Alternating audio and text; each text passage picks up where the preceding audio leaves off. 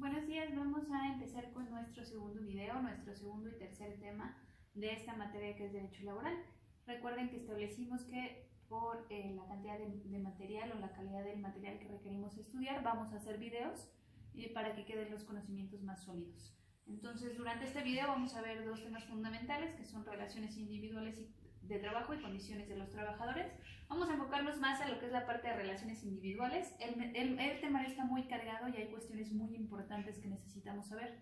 Entonces vamos ahorita a enfocarnos en esta parte. Vamos a empezar esta parte un poquito también de condiciones, pero esa será ya en el siguiente video, en el siguiente tema y la siguiente clase, en la que nos enfocaremos un poquito más a las condiciones. Entonces, primero que nada es indispensable establecer qué es una relación de trabajo. Aquí se establece como relación de trabajo según la Ley Federal de Trabajo, que como bien ya habíamos dicho en el video anterior, es aquella que regula todo lo que es la cuestión laboral. Se establece que la relación de trabajo, cualquiera que sea el acto que dé origen, es la prestación de un trabajo personal subordinado a una persona mediante el pago de un salario. Si por ahí recuerdan, cuando vimos la definición de trabajador, establecimos que debe existir un trabajo personal subordinado, y yo hice hincapié en que esa palabra era muy importante. Porque si no existe subordinación en la prestación del trabajo, la prestación que estamos dando nosotros, en la actividad humana que estamos dando nosotros, no existe una relación de trabajo, no existe un trabajo como tal. Podrá existir una prestación de servicio o un servicio por comisión, pero no una relación de trabajo. Entonces aquí, para que exista una relación de trabajo debe haber dos características fundamentales, que es que el trabajo sea personal subordinado y que a cambio del trabajo se reciba el pago de un salario. Entonces, la relación de trabajo es fundamental para que exista el derecho laboral. Si no existe una relación de trabajo, no habría materia de estudio del derecho laboral.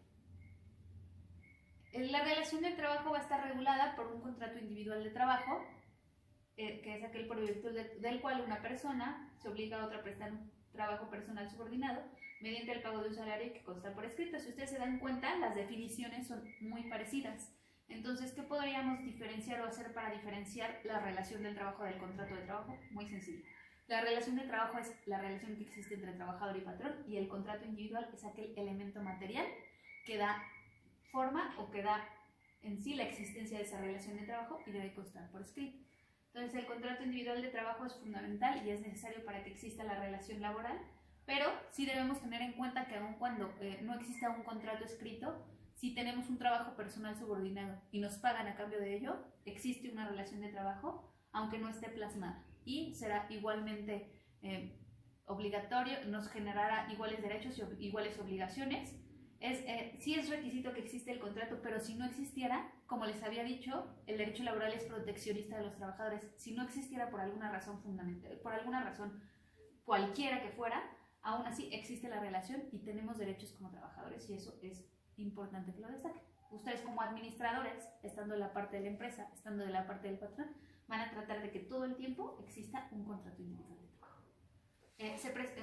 Se presume la existencia de un contrato y de la relación entre el que presta un trabajo personal y el que lo recibe, y que recibe a cambio el trabajador un pago. Entonces, esta parte la puse específicamente para hacerles hincapié en que aun cuando no existe el contrato por escrito y plasmado, existe la relación de trabajo y por lo tanto se generan derechos y obligaciones.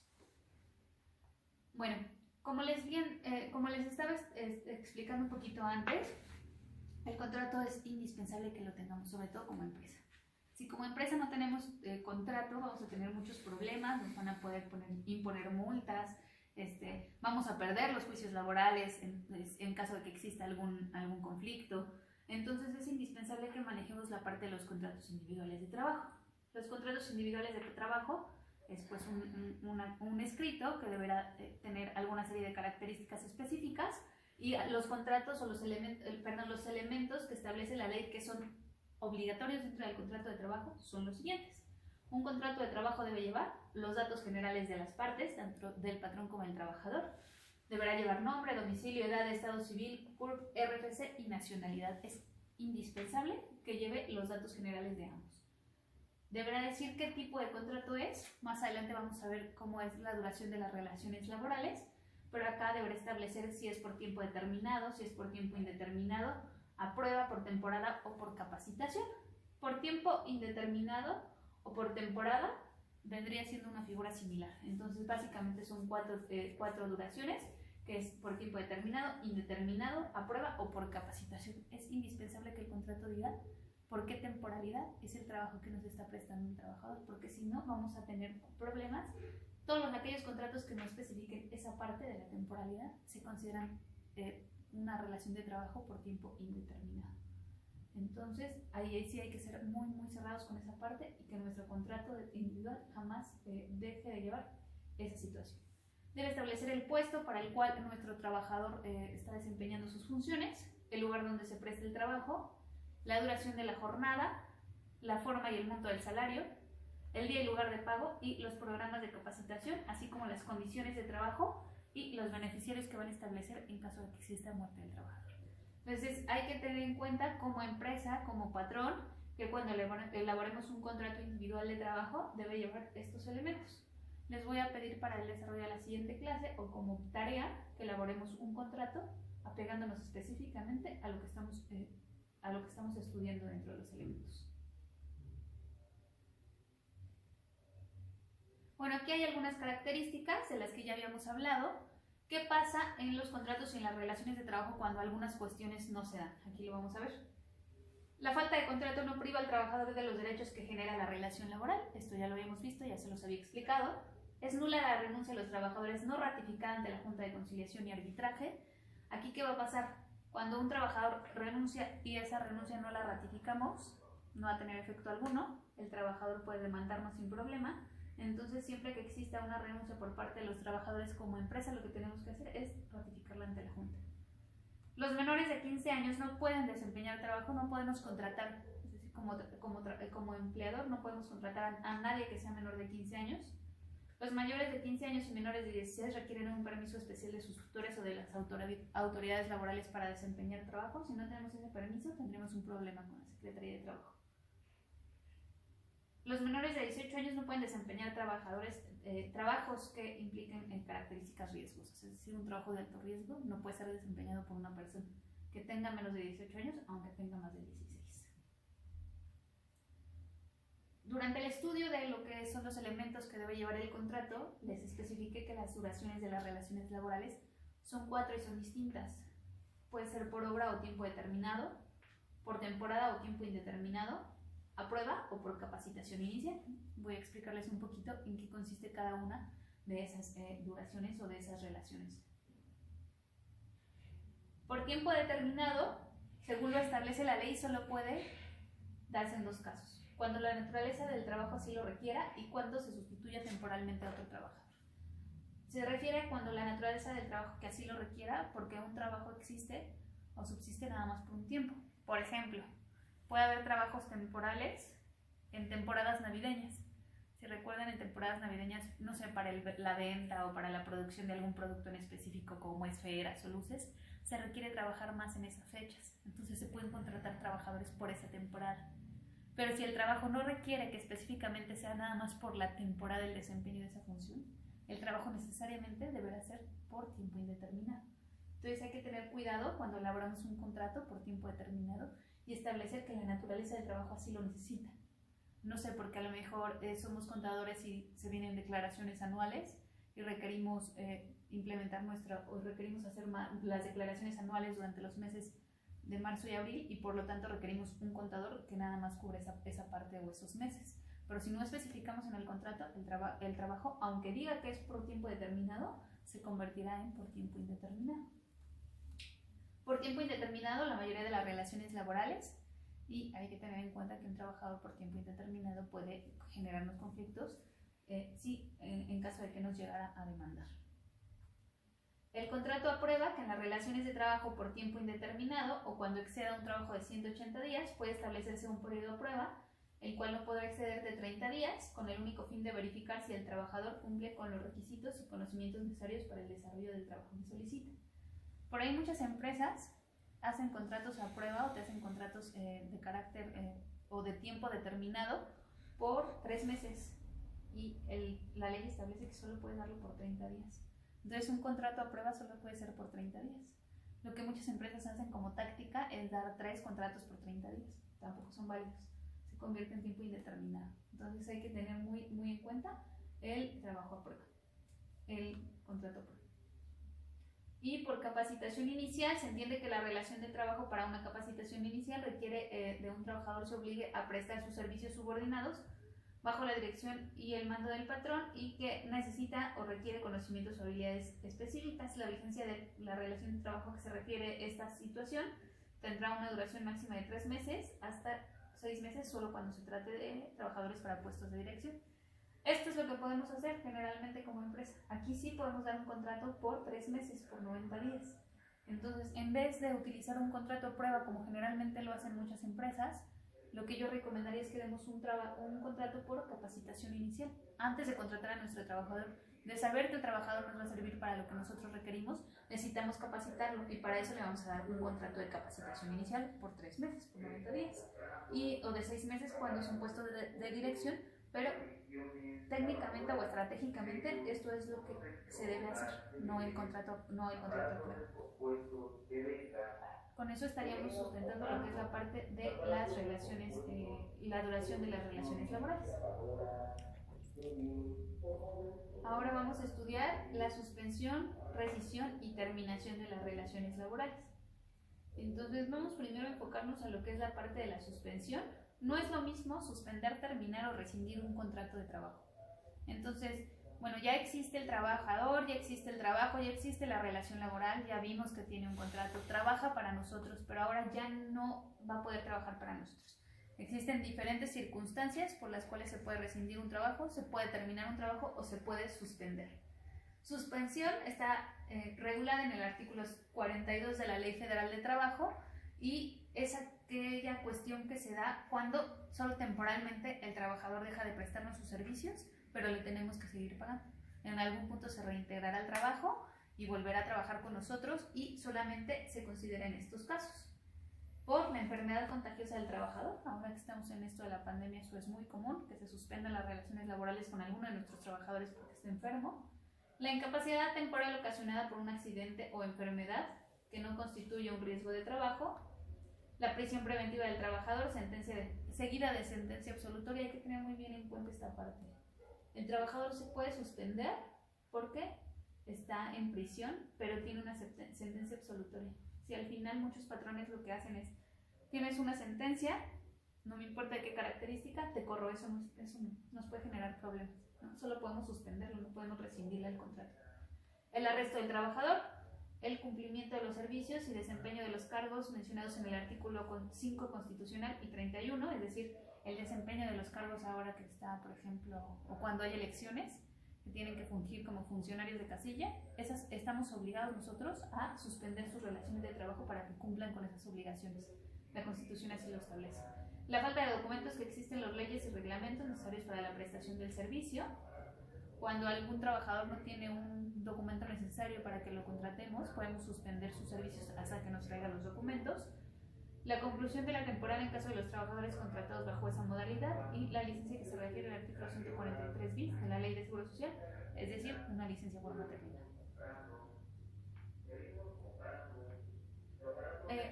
Esta parte la puse y es muy importante que la tengamos en cuenta porque en general no es una cuestión que utilicemos, pero pues dado el caso y dadas las circunstancias de hoy en día, el artículo 42 bis establece que en caso de que las autoridades competentes emitan una declaratoria de contingencia sanitaria, se aplicará la suspensión de labores y se estará lo dispuesto en el artículo 429, fracción cuarta de la Ley Federal de Trabajo. Es decir, cuando existe una emergencia sanitaria como ahora, está lo del coronavirus, y ya sea declarada una emergencia, una contingencia sanitaria por el gobierno federal, como ya fue en este caso lo del coronavirus, se tienen que suspender las relaciones laborales. Sin embargo, en la suspensión natural, en la suspensión normal, hay que pagarle al trabajador casi todo su salario o parte de su salario, dependiendo de la cuestión por la cual se suspendió, ¿no? Si es una cuestión de maternidad, si es una cuestión de accidente o de alguna cuestión parecida, el salario será la mitad o al 60%, ya habría que ver cada caso en específico, pero en este caso dice que se estará dispuesto, conforme a lo dispuesto en el artículo 429, fracción cuarta, que establece que se les deberá pagar por lo menos un día de salario mínimo a cada uno de los trabajadores. Esto sería lo que aplica en el caso en el que estamos actualmente. Bueno, vamos a ver, seguiré lo que es la rescisión, sin embargo yo me atreví a poner primero la terminación porque la rescisión es un poquito más amplia de abordar. La terminación regular en el artículo 53 de la Ley Federal de Trabajo establece cuestiones de cuándo se termina, cuando ya no existe la relación de trabajo. Entonces, ¿por qué puede terminar una relación de trabajo? Por el mutuo consentimiento de las partes. Las dos partes quieren que ya ninguno de los dos trabaje y está bien. La muerte del trabajador. No podría existir una relación laboral si ya no hay una de las partes. La terminación de la obra o vencimiento del término de la inversión del capital. Por ejemplo, si trabajaban para nosotros para una hora determinada para la construcción del edificio y el edificio se terminó, ya no existe materia para la cual trabajemos y por lo tanto se termina la relación de trabajo. La incapacidad física o mental o inhabilidad manifiesta del trabajador que haga imposible la prestación del trabajo. Por ejemplo, hace poco teníamos un caso en el que un trabajador se incapacitó totalmente la vista, perdió la vista un 80%, ya no puede prestar los servicios. Ahí podemos perfectamente solicitar que se termine la relación de trabajo. ¿Por qué? Por más que quiera ya no va a poder prestarnos esos servicios. Y los casos a los que refiere el artículo 434, que serán casos especiales. Vamos a pasar ahora a lo que es la parte de la rescisión de trabajo. Esta parte es importante porque son las únicas cuestiones por las cuales nosotros que trabajemos para una empresa como administradores podemos asesorar a la empresa.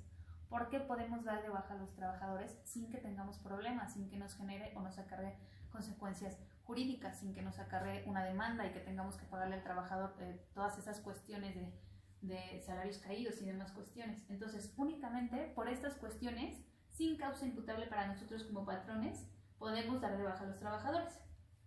Engañar al trabajador, en su caso el sindicato que lo hubiera propuesto o recomendado con certificaciones o referencias falsas. Si un trabajador se acerca a nosotros y tiene una referencia o dice que tiene habilidades para una actividad que no tiene, podemos darlo de baja. Incurrir al trabajador durante sus labores a falta de probidez, honradez, actos de violencia y demás cuestiones. Es decir, si se pelea con alguien, si se roba algo o alguna cuestión parecida, entonces podemos darlo de baja. Comete el trabajador contra sus compañeros alguna de las cuestiones enumeradas en la fracción anterior, es decir, si un compañero contra otro compañero se pelea, le pega, le dice de cosas o alguna cuestión, le podemos rescindir su contrato. Cometer el trabajador fuera del servicio contra el patrón o sus familiares, los actos a que se refiere la fracción 2. Igual, aunque el trabajador ya no esté en horarios laborales, aunque sea sábado o aunque sea domingo y ese día no preste nuestros servicios y busca a su patrón, cosa que sí pasa, para pegarle a él o a su familia o alguna cuestión similar, podemos rescindirle el contrato. Ocasionar al trabajador los perjuicios de que habla la fracción interior siempre y cuando sean graves, sin dolo, pero con negligencia tal que le cause perjuicio al patrón. Es decir, si el trabajador, aunque no sea a propósito, genera algún perjuicio al patrón por causa de su negligencia y causa algún accidente o alguna cuestión similar, podemos rescindirle el trabajo. Comprometer al trabajador por imprudencia o descuido la seguridad del establecimiento de las personas que se encuentren a su cargo. O sea, por ejemplo, en una cuestión operativa, cuando algún operario que esté a cargo de otros no vigile que tengan la seguridad correcta, entonces podría decirse que está causando un descuido inexcusable y puede cometer o causar algún daño a alguno de los trabajadores que están a su cargo, podemos rescindirle el contrato. Cometer el trabajador actos inmorales o de hostigamiento o acoso sexual, revelar secretos de la fabricación o información confidencial. Revelar información confidencial también es una causa de rescisión. Tener el trabajador más de tres faltas de asistencia en un periodo de 30 días sin permiso, sin causa justificada. Concurrir el trabajador a sus labores en estado de embriaguez o bajo el influjo de algún narcótico o droga. La siguiente sería sentencia ejecutoria que ponga a prisión, es decir, una sentencia que lo declare como culpable, o las análogas establecidas que sean graves, que sean de igual carácter grave. Solamente por estas cuestiones, por estas 14 cuestiones, es que podemos rescindir el trabajo sin que nos ocasione perjuicios como patrones. Y finalmente vamos a establecer la rescisión del trabajo sin que cause perjuicios para el trabajador. Engañar al patrón o ser engañado por el patrón o por la agrupación patronal. Es decir, si te prometieron un trabajo que no era el que te dijeron, puedes rescindir tu contrato sin problemas. Incurrir el patrón, sus familiares, cualquier representante, igual en una falta de honradez, actos de violencia, alguna cuestión. Lo mismo sucede, si tú agredes al patrón, el patrón te puede correr sin que tengas perjuicios. Si tú eres trabajador y el patrón te agrede, también puedes hacer lo mismo, puedes salir de tu trabajo sin que tengas problemas, inclusive podrías levantar una demanda. Reducir el patrón el salario del trabajador No te pueden reducir el salario aunque te digan que existe alguna contingencia o demás cuestiones. Esa sería una cuestión de demanda laboral. No recibir salario correspondiente a la fecha y lugar convenido y acostumbrado, sufrir perjuicios causados por el patrón, la existencia de un peligro grave para la seguridad de la salud, comprometer la imprudencia o descuido a la seguridad del establecimiento, exigir la realización de actos o conductas que menoscaben la dignidad, es decir, alguna, por ejemplo, esta es una cuestión que se da mucho, las empleadas, si el patrón te pide que desempeñes alguna cuestión que esté fuera de tus actividades de trabajo, que salgas con él, que salgas a comer, es una cuestión que no puede hacer y puedes solicitar tú en la demanda por ese tipo de cuestiones.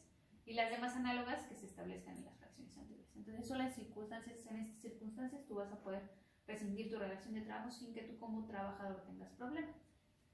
El patrón que despide a un trabajador debe darle aviso por escrito y debe establecer las conductas que motiven la rescisión.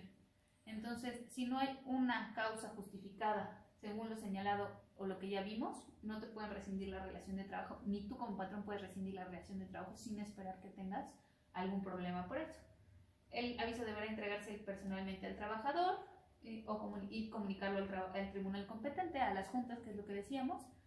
Si no se ratifica la renuncia y no se ratifica porque estás corriendo a tu trabajador por una causa justificada, puedes tener problemas con el patrón. La prescripción para ejercer las acciones derivadas del despido no comenzarán sino hasta que el trabajador reciba personalmente el aviso de rescisión. Como trabajador tienes 3 meses para demandar despido injustificado. Y esos 3 meses se computan a partir de que a ti te avisan que estás despedido.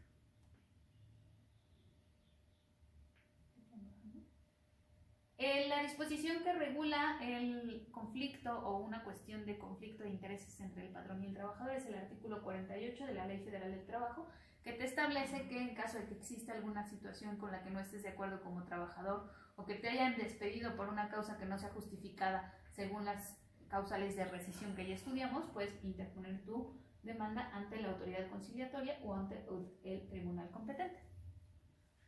Como bien les dije, esta parte hay que tenerla como bien desglosada, hay que tener bien presente lo que son la parte de las causales de terminación, la parte de causales de rescisión, la parte de causales de suspensión. Entonces, no vamos a estudiar más cuestiones porque de por sí ya está pesada esta parte y sí es indispensable, así súper imperante, que ustedes manejen bien cada una de estas partes de rescisión, de suspensión, de terminación, así como los elementos del contrato. Entonces, en esta clase vamos a enfocarnos a estudiar esto, vamos a enfocarnos en tener esto bien manejado y ya en la siguiente clase estableceremos las condiciones de trabajo de manera más clara y ya con un poquito más de oportunidad. Entonces, con esto daríamos por concluida nuestra segunda materia, nuestro segundo tema, perdón, y pues sería todo.